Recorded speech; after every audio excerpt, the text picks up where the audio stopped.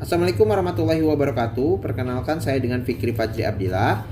Saya merupakan mahasiswa RPL 3 Stikes Sukabumi, program studi S1 Keperawatan. Saat ini saya bekerja di RSUD Kota Bogor. Di sini saya akan mempraktekkan mengenai edukasi pada pasien dengan gangguan reproduksi kanker serviks. Untuk tujuannya sendiri yaitu untuk meningkatkan pengetahuan masyarakat mengenai kanker serviks. Yang kedua untuk meningkatkan perilaku hidup sehat pada masyarakat. Yang ketiga untuk menurunkan faktor resiko kanker serviks. Untuk sasarannya sendiri, edukasi ini sasarannya kepada wanita baik dia usia remaja sampai dengan usia wanita dengan lanjut usia.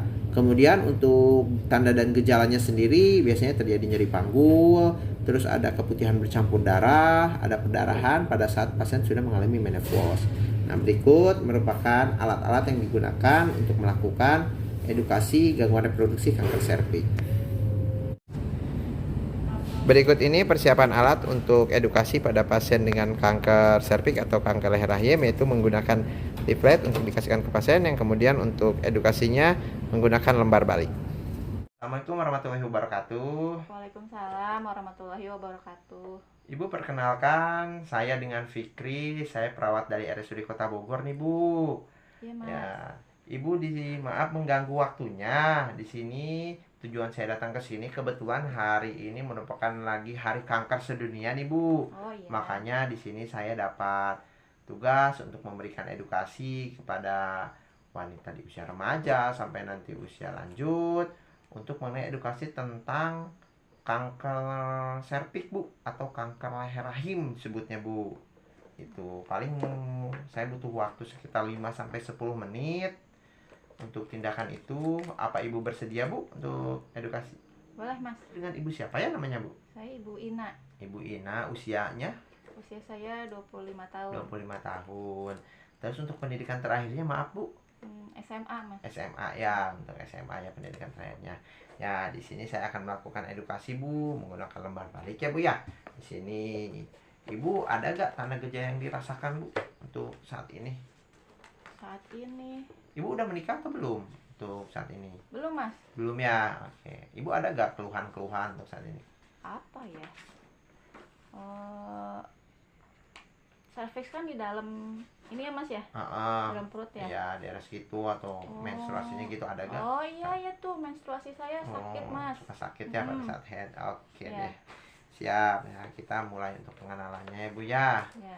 Untuk pengenalan tentang kanker leher rahim dulu, Bu. Kanker leher rahim atau medisnya kanker serviks, Bu. Oh iya. Ya, kanker itu kan keganasan ya, Bu ya. Ada keganasan ya yang terjadi berarti pada jaringan leher rahim. Karena kanker leher rahim. Jadi kanker itu keganasan, suatu keganasan ya. Nah, terjadi pada leher rahim. Merupakan bagian terendah dari leher rahim. Leher rahim itu bagian terendah dari rahim ya.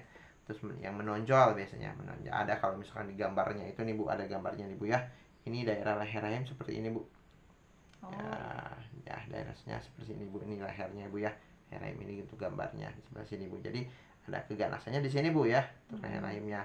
Ini kenapa kanker ini gaungkan nih, apalagi untuk kanker serviks, karena di rumah sakit di Indonesia ini untuk tingkatnya sangat banyak juga, lumayan, Bu, sekitar 12,8%.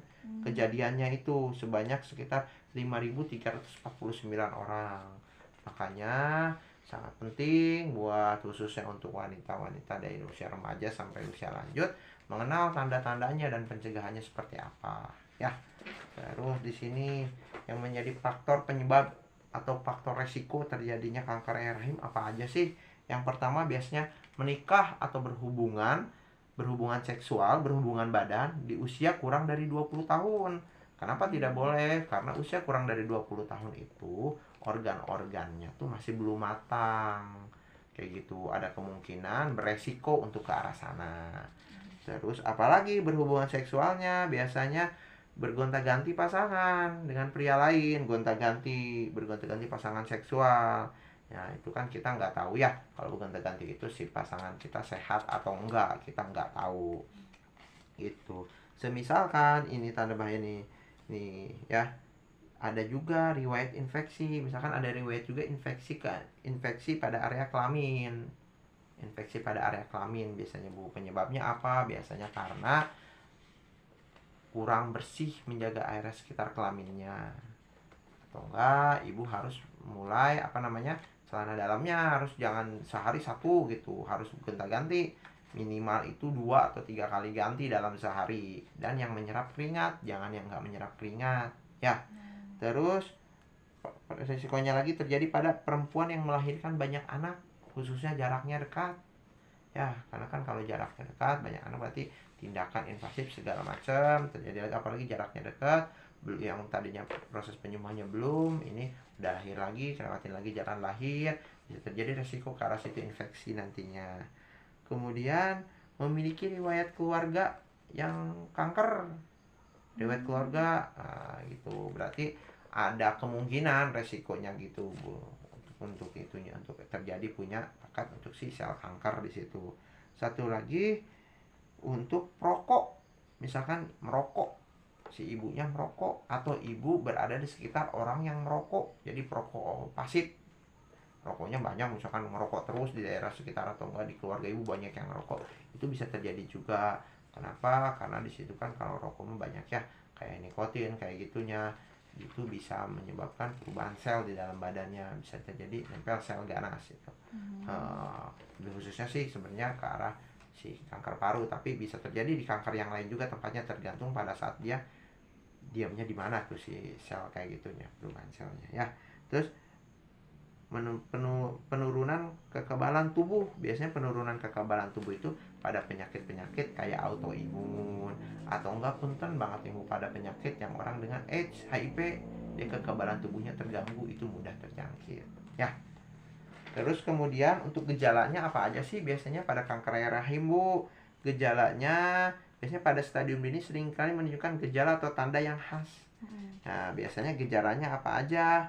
Nyeri panggul, terus kemudian headnya tidak teratur. Tadi ibu ada head yang tidak teratur ya, Iya, tetap Mas. dievaluasi. Yang nyeri juga ya, Iya. nah itu tetap dievaluasi ya Bu ya, nanti dievaluasi. Nah nanti kita harus apanya nanti kita kasih tahu ya.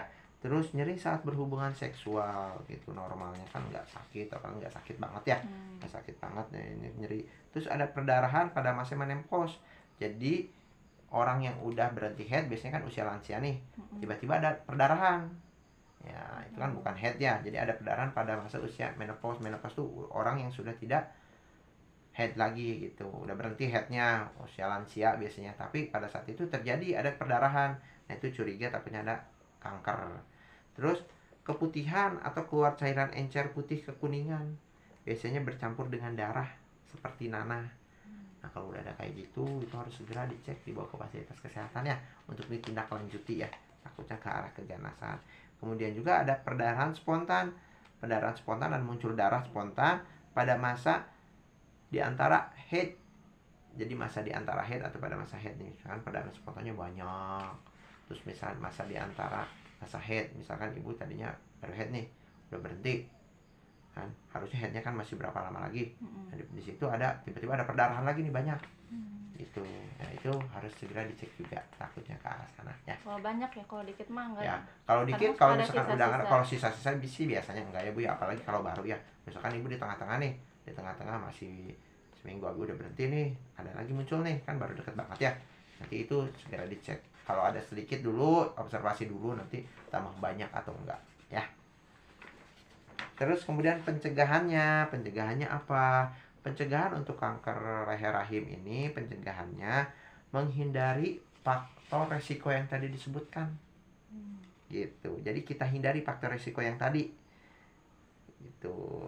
Khususnya untuk menghindari perilaku seksual yang kurang bagus. Seperti apa yang kurang bagus itu? Kayak yang tadi, melakukan hubungan seksual usia kurang dari 20 tahun. Gitu. Karena kan ini penyebabnya virus ya Bu, HPV nih, virus HPV itu mudah menjangkit ke situ. Terus tidak melakukan hubungan seksual dengan bergonta-ganti pasangan. Nah, kemudian apalagi menghindari merokok atau berhenti merokok, dan menghindari terpapar asap rokok dari orang lain. Kalau misalkan keluarganya yang merokok, berarti dikasih penjelasan kalau emang susah berhenti merokok, merokoknya jangan di dalam rumah, harus di luar. Kalau ibunya merokok, seenggaknya mulai dikurangin dari sekarang. Kalau berhenti langsung kan susah, tapi dikurangin pelan-pelan ya. Terus pencegahannya dengan cara apa? menindaklanjuti hasil bila ibu udah melakukan pemeriksaan pap smear kayak gitu, ditindaklanjuti lagi lebih cepat kalau belum ada hasil. Kemudian lakukan vaksinasi HPV, vaksin untuk virus ini HPV, bukan penyebabnya virus HPV ya, human papillomavirus. Nah, ibu melakukan vaksinasi, bisa dilakukan vaksinasi, bisa nggak cuma bayi doang ya divaksin. Untuk vaksinasi itu untuk HPV dilakukan biasanya 2 ya Bu ya, 2 pemberian, 2 dosis, jaraknya 6 sampai 12 bulan jarak pemberian pertama sama ininya, sama ke berikutnya. Cuman kalau misalkan ibu sudah melakukan hubungan seksual, misalkan ibu belum menikah tapi sudah melakukan hubungan seksual, harus cek pap smear dulu. Kalau ibu sudah menikah, otomatis kan sudah melakukan hubungan seksual, harus cek pap smear dulu, karena harus dilihat dulu ada gak ke arah virus sananya. Soalnya kalau udah ada virus HPV-nya di dalam badan ibu, cuma maksudnya melakukan vaksinasi juga gitu. Jadi harus dilakukan cek dulu kalau ibu sudah menikah atau sudah melakukan hubungan seksual sebelum divaksin ya. Gratis Mas. Kalau untuk vaksin untuk saat ini sih program gratis sih masih belum ada ya Bu ya. Itu sih. Mahal ya? Lumayan sih Bu ya harganya. Itu untuk itu pencegahannya seperti itu sih Bu ya. Cuman bisa juga coba ditanyain ke bagian puskesmas ya, siapa tahu ada program-program kayak gitu, biasanya kadang suka ada. Dan biasanya di fasilitas kesehatan juga kalau lagi hari kanker sedunia ini biasanya suka ada promo-promo vaksin biasanya Bu, kayak gitu. Karena di puskesmas ada vaksin gratis untuk HPV-nya gitu ya. Terus untuk screening Bu, screening dan deteksi dini atau pemeriksaan apa sih yang harus dilakukan? Nah, pemeriksaannya tadi kita udah nyebutin pap smear ya Bu ya. Pemeriksaan pap smear bisa dilakukan di mana? Di fasilitas kesehatan tentunya diceknya Ibu ya.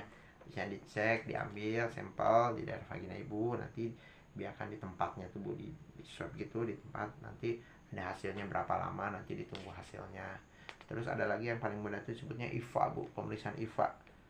Ya, nama IVA ini pemeriksaannya dengan cara menggunakan asam asetat. Asam asetat tuh kayak cuka dapur lah Bu ya, kalau awamnya mah. Konsentrasinya 3-5%. Nanti pada asam asetat ini setelah langsung nanti diencerkan Bu. Terus diinin ke leher rahim Ibu, nanti diperiksa.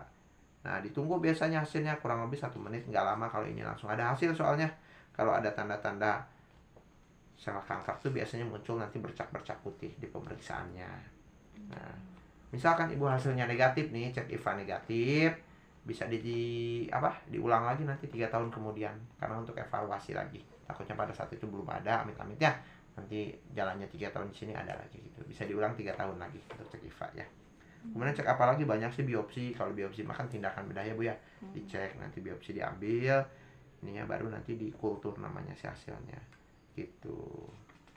Itu aja sih Bu untuk pemeriksaan. Ini ceknya di puskesmas Mas. Ini biasanya di fasilitas kesehatan, puskesmas ada kayak gitu. Nah, kalau rumah sakit pasti ada. Ya, ada sih pemeriksaan gitunya ya. Programnya screening ya Bu ya, sistemnya. Gitu sih Bu ya. Nanti bisa ke fasilitas kesehatan aja Bu, ke puskesmas Ibu bisa tanya-tanya untuk itunya ya. Gitu sih. Ada yang tanyain lagi? Udah. Nah, kalau gitu, kalau nggak ada yang tanyain, saya mau nanya nih Bu, yang tadi tanda gejalanya apa aja sih Bu? Gitu. Apalagi yang tadi tanda gejalanya? Oh, tandanya tadi sakit ya, sakit apa? Pada saat head. Terus minimal 2 deh. Apalagi ya Mas? Tadi. Apalagi? Apa ya Mas? Saya lupa. Sakit di mana tadi ada lagi di panggul. Oh ya di pinggang. Oh ya panggul ya. Atau panggul ya, iya. di panggul. Terus untuk apa namanya? Si penyebab ininya, itu apa faktor namanya? resikonya Karena ngerokok. Terus ya. apa lagi? Terus minimal 2. nikah muda di bawah usia 20 tahun ya, ya, atau hubungan seksual di bawah 20 tahun ya. Oke, itu aja sih. Itu aja, mudah-mudahan edukasi ini dapat berguna ya Bu ya. Saya juga mau memberikan ini namanya untuk gambar, untuk bisa dibaca-baca mengenai tentang tadi kanker rahimnya Bu ya. Bisa dibaca-baca di sini. Kalaupun Ibu bisa baca-baca di sini, mau searching sekarang mah di Google udah banyak juga ya. Untuk itunya materi-materi seperti itu ya Bu ya. Oke, mungkin cukup sekian dari saya Bu. Mudah-mudahan dapat bermanfaat buat Ibu ya. Dan Ibu juga diberikan kesehatan selalu ya. Nah, Fikri izin pamit Bu. Terima kasih atas waktunya. Assalamualaikum warahmatullahi wabarakatuh. Waalaikumsalam warahmatullahi wabarakatuh.